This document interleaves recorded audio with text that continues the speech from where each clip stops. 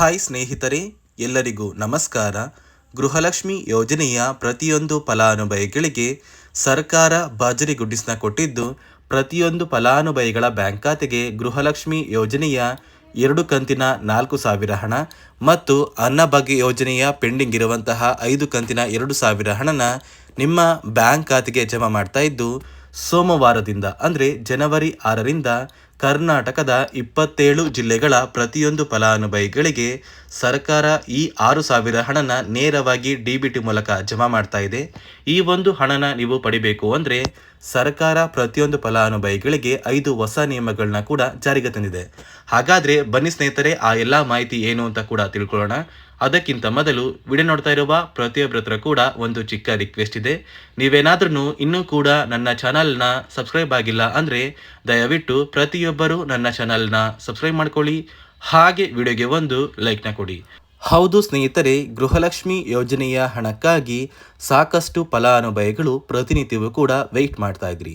ಇದೀಗ ನಿಮ್ಮ ಬ್ಯಾಂಕ್ ಖಾತೆಗೆ ಸರ್ಕಾರದಿಂದ 2 ಕಂತಿನ 4,000 ಹಣ ಮತ್ತು ಅನ್ನಭಾಗ್ಯ ಯೋಜನೆಯ 5 ಕಂತಿನ ಹಣನ ಸರ್ಕಾರ ಜಮಾ ಮಾಡ್ತಾ ಇದ್ದು, ನೀವು ಪ್ರತಿಯೊಬ್ಬರು ಕೂಡ ಸರ್ಕಾರದಿಂದ ಬಂದಿರುವಂತಹ 6,000 ಹಣನ ನಿಮ್ಮ ಬ್ಯಾಂಕ್ ಖಾತೆಗೆ ಆದಷ್ಟು ಬೇಗ ಪಡ್ಕೋತೀರಾ? ಹಾಗಾದರೆ ನಿಮ್ಮ ಬ್ಯಾಂಕ್ ಖಾತೆಗೆ ಹೇಗೆ 6,000 ಹಣ ಜಮಾ ಆಗುತ್ತೆ ಅಂತ ತಿಳಿಸ್ಕೊಡ್ತಾ ಇದ್ದೀನಿ.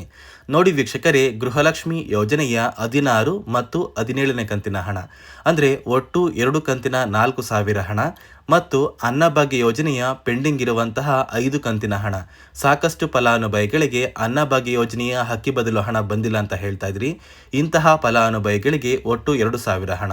ಒಟ್ಟಾಗಿ ಪ್ರತಿಯೊಂದು ಫಲಾನುಭವಿಗಳಿಗೆ ಸರ್ಕಾರ ಗೃಹಲಕ್ಷ್ಮಿ ಯೋಜನೆಯ 4,000 ಮತ್ತು ಅನ್ನಭಾಗ್ಯ ಯೋಜನೆಯ 2,000 ಒಟ್ಟು 6,000 ಹಣನ ಪ್ರತಿಯೊಂದು ಫಲಾನುಭವಿಗಳಿಗೆ ಸರ್ಕಾರ ಜಮಾ ಮಾಡ್ತಾ ಇದ್ದು, ಕರ್ನಾಟಕದ 27 ಜಿಲ್ಲೆಗಳ ಪ್ರತಿಯೊಂದು ಫಲಾನುಭವಿಗಳಿಗೆ ಸರ್ಕಾರ ಈ ಒಂದು ಹಣನ ಜಮಾ ಮಾಡ್ತಾ ಇದೆ. ಈ ಒಂದು ಹಣನ ನೀವು ಪಡಿಬೇಕು ಅಂದರೆ ಸರ್ಕಾರ 5 ನಿಯಮಗಳು ಕೂಡ ಜಾರಿಗೆ ತಂದಿದೆ. ಆ ನಿಯಮಗಳು ಏನು ಅಂತ ಕೂಡ ತಿಳ್ಕೊಳ್ಳೋಣ.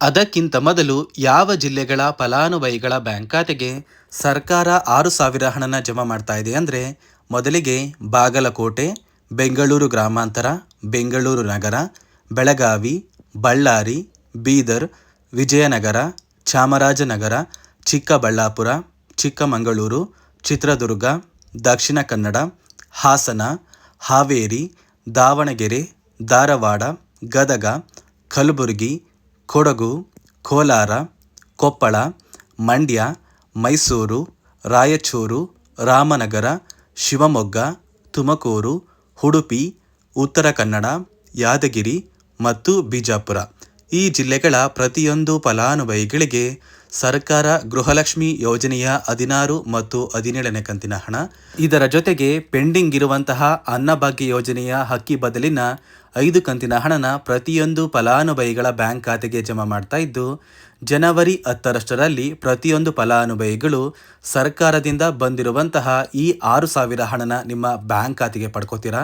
ಹೊಸ ವರ್ಷದ ಪ್ರಯುಕ್ತ ಪ್ರತಿಯೊಂದು ಫಲಾನುಭವಿಗಳಿಗೂ ಹಣಕಾಸು ಇಲಾಖೆ ಸಿಹಿ ಸುದ್ದಿನ ಕೊಟ್ಟಿದ್ದು, ನಿಮ್ಮ ಬ್ಯಾಂಕ್ ಖಾತೆಗೆ ಕೆಲವೇ ದಿನಗಳಲ್ಲಿ ಸರ್ಕಾರದಿಂದ ಬಿಡುಗಡೆಯಾಗಿರುವ ಗೃಹಲಕ್ಷ್ಮಿ ಮತ್ತು ಅನ್ನಭಾಗ್ಯ ಯೋಜನೆಯ ಎಲ್ಲ ಕಂತಿನ ಹಣ ಜಮಾ ಆಗಲಿದೆ. ಅದೇ ರೀತಿ ಸುಮಾರು 1,30,000 ಫಲಾನುಭವಿಗಳ ಬ್ಯಾಂಕ್ ಖಾತೆಗೆ ಈ ಬಾರಿ 16ನೇ ಕಂತಿನ ಹಣನ ಸರ್ಕಾರ ಕ್ಯಾನ್ಸಲ್ ಮಾಡಿದೆ.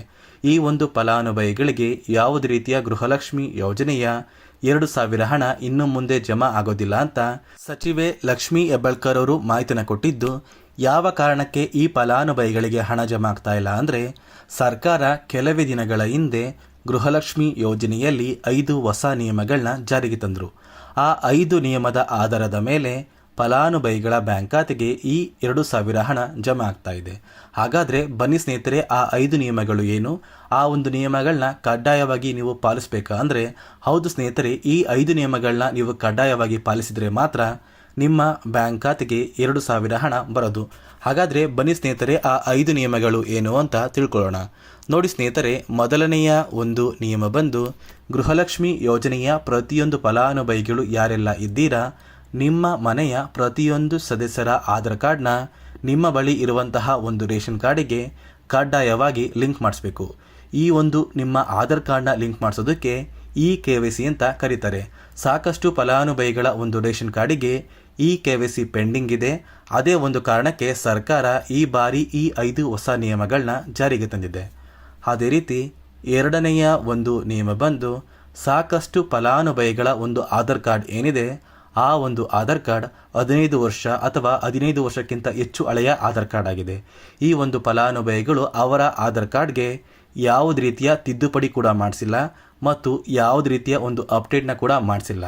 ಅದೇ ಒಂದು ಕಾರಣಕ್ಕೆ ನಿಮ್ಮ ಆಧಾರ್ ಕಾರ್ಡ್ನ ನೀವು ತಿದ್ದುಪಡಿ ಮಾಡಿಸಿಲ್ಲ ಅಂದರೆ ನಿಮ್ಮ ಬ್ಯಾಂಕ್ ಖಾತೆಗೆ 2,000 ಹಣ ಜಮಾ ಆಗ್ತಾ ಇಲ್ಲ. ಮತ್ತೆ ಸ್ನೇಹಿತರೆ, ಸರ್ಕಾರ 16ನೇ ಕಂತಿನ ಹಣನ ಜಮಾ ಮಾಡುವ ಮುಂಚೆ ಪ್ರತಿಯೊಂದು ಫಲಾನುಭವಿಗಳ ಒಂದು ದಾಖಲಾತಿಗಳನ್ನ ಮರುಪರಿಶೀಲನೆ ಮಾಡಿದ್ದಾರೆ. ಈ ಒಂದು ಸಂದರ್ಭದಲ್ಲಿ ಫಲಾನುಭವಿಗಳು ಸರ್ಕಾರಕ್ಕೆ ತೆರಿಗೆನ ಕಟ್ತಾ ಇರೋದು ತಿಳಿದು ಬಂದಿದೆ. ಅದೇ ರೀತಿ 4ನೆಯ ಒಂದು ನಿಯಮ ಬಂದು ಸರ್ಕಾರದಿಂದ ಬರುವಂತಹ ಒಂದು ರೇಷನ್ನ ಕಳೆದ 3 ತಿಂಗಳಿಂದ ನೀವು ಪಡ್ಕೊಂಡಿಲ್ಲ ಅಂದರೆ ನಿಮ್ಮ ಬ್ಯಾಂಕ್ ಖಾತೆಗೆ ಗೃಹಲಕ್ಷ್ಮಿ ಯೋಜನೆಯ ಹಣ ಜಮಾ ಆಗೋದಿಲ್ಲ. ಮತ್ತು ಸ್ನೇಹಿತರೆ, 5ನೆಯ ಒಂದು ನಿಯಮ ಬಂದು ನಿಮ್ಮ ಒಂದು ವಾರ್ಷಿಕ ಆದಾಯ 7 ಲಕ್ಷಕ್ಕಿಂತ ಕಡಿಮೆ ಇರಬೇಕು. ಒಂದು ವೇಳೆ ವಾರ್ಷಿಕ ಆದಾಯ 7 ಲಕ್ಷಕ್ಕಿಂತ ಜಾಸ್ತಿ ಇದ್ದರೆ ನಿಮ್ಮ ಬ್ಯಾಂಕ್ ಖಾತೆಗೆ ಗೃಹಲಕ್ಷ್ಮಿ ಯೋಜನೆಯ ಹಣ ಬರೋದಿಲ್ಲ. ಈ 5 ನಿಯಮದ ಆಧಾರದ ಮೇಲೆ ಪ್ರತಿಯೊಂದು ಫಲಾನುಭವಿಗಳಿಗೂ ಹಣ ಜಮಾ ಆಗ್ತಾ ಇದೆ. ಜನವರಿ 6 ಅಂದರೆ ಸರ್ಕಾರದಿಂದ ಸೋಮವಾರ ಪ್ರತಿಯೊಂದು ಫಲಾನುಭವಿಗಳಿಗೆ ಒಟ್ಟಾಗಿ 6,000 ಹಣ ನಿಮ್ಮ ಬ್ಯಾಂಕ್ ಖಾತೆಗೆ ಜಮಾ ಆಗ್ತಾ ಇದೆ. ಕೆಲವೇ ದಿನಗಳಲ್ಲಿ ಪ್ರತಿಯೊಂದು ಫಲಾನುಭವಿಗಳು ಈ ಒಂದು ಹಣನ ಪಡ್ಕೋತೀರಾ ಅಂತ ಹೇಳ್ತಾ, ಇದಿಷ್ಟು ಗೃಹಲಕ್ಷ್ಮಿ ಯೋಜನೆ ಕುರಿತು ಸರ್ಕಾರದಿಂದ ಬಂದಿರುವಂತಹ ಹೊಸ ಮಾಹಿತಿಯಾಗಿದೆ. ನಾನು ಕೊಟ್ಟಿರುವಂತಹ ಮಾಹಿತಿ ನಿಮಗೆ ಇಷ್ಟ ಆಗಿದ್ರೆ ನನ್ನ ಚಾನಲ್ನ ಸಬ್ಸ್ಕ್ರೈಬ್ ಮಾಡ್ಕೊಳ್ಳಿ. ಹಾಗೆ ವಿಡಿಯೋಗೆ ಒಂದು ಲೈಕ್ನ ಕೊಡಿ.